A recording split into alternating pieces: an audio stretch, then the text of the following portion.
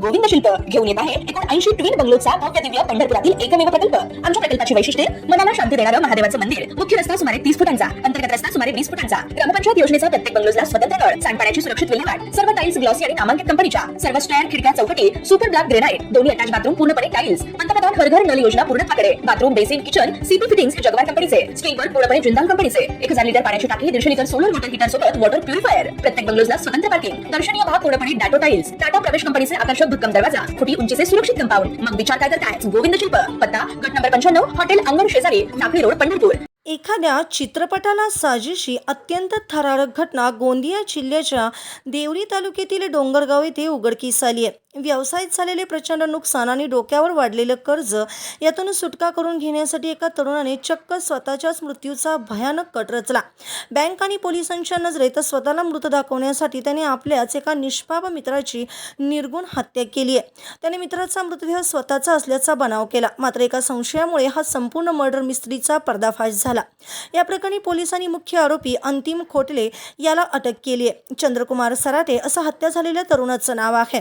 अंतिम खोटेले आणि चंद्रकुमार सराटे दोघेही डोंगरगाव येथील रहिवासी असून ते एकमेकाचे चांगले मित्र होते, मात्र डोक्यावरील कर्जापोटी अंतिमने चंद्रकुमारचा खून केला। मिळालेल्या माहितीनुसार डोंगरगाव येथील रहिवासी असलेल्या अंतिम खोटेले यांनी स्वतःचा व्यवसाय सुरू करण्यासाठी 5 लाख रुपयांचं कर्ज घेतलं होतं।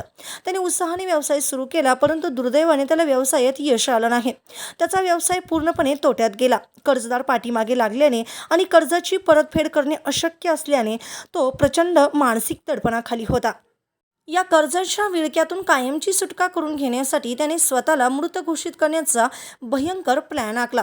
स्वतःचा मृत्यू झाला हे भासवण्यासाठी त्याला एका मृतदेहाची गरज होती। यासाठी त्याने गावातीलच आपला मित्र चंद्रकुमार सराटे याला जाळ्यात ओढलं।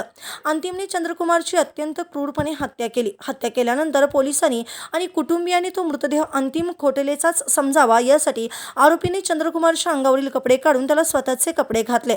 अंतिमने रचलेला कट अगदी अचूक होता, मात्र मृत चंद्रकुमार सराटे याच्या भावाला मृतदेहाबाबत संशय आला। त्याने हा मृतदेह अंतिमचा नसून आपला भाऊ चंद्रकुमारचा असण्याची शक्यता व्यक्त केली। भावाच्या संशयानंतर पोलिसांनी तातडीने तपासाची चक्रे फिरवली। पोलिसांनी जेव्हा कसून चौकशी आणि तांत्रिक तपास केला तेव्हा पोलिसांना धक्काच बसला।